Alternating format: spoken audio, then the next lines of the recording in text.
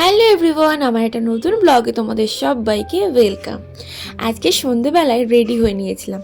প্রথমে গেছিলাম গড়িয়াহাটে, কারণ জানো তো গড়িয়াহাটে আমার কিছু কেনাকাটি করার ছিল। কারণ সামনেই যে আসছে আমার সিবিটি, মানে মিথ্যে হলেও সত্যির স্টেজ প্রোগ্রাম।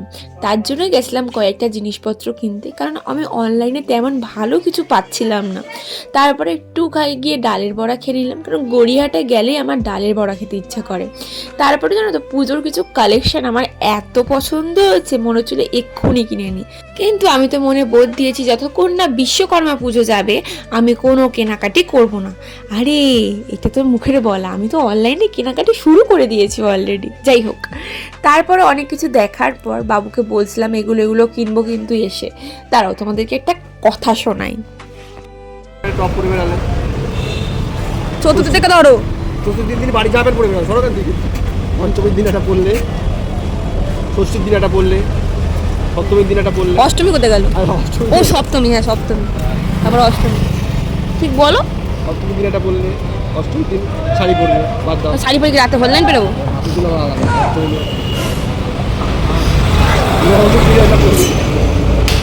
দশমীর দিন, দশমীর দিন আমার একটা পরে বেরাবে, আমার একটা প্যান্ট দিয়ে দেবো।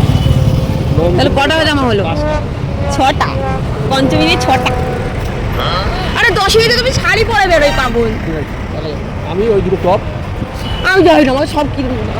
আমি কি এখন ইনকাম করি গো? সব দায়িত্ব তোমার। বোনকে দিতে হবে, বাবাকে দিতে হবে, আমাকে দিতে হবে, দিতে হবে, আমাকে দিতে হবে কেন?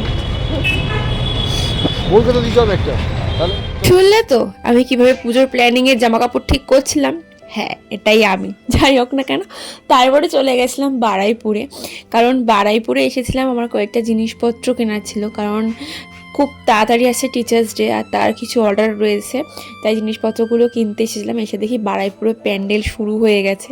এগুলো দেখলেই মনে হয় পুজো আসছে, এগুলোই পুজোর মজা। পুজো এসে চলে গেল, তার কোনো মজাই নেই। তারপরে সেই জিনিসপত্রগুলো কিনে আমরা সোজা চলে গেছিলাম বারুইপুরে আমাদের সোনার দোকানে, যেখানে আমরা টাকা জমাই আর কি। তো গাইস, আমরা প্রত্যেক মাসে এখানে কিছু কিছু করে টাকা জমাই, যেটা দিয়ে আমরা 1 বছর পর একটা জিনিস বানাই। এটা হলো উমা জুয়েলার্স, এটা বারুইপুরে রয়েছে, এখানেই আমরা টাকা জমাই।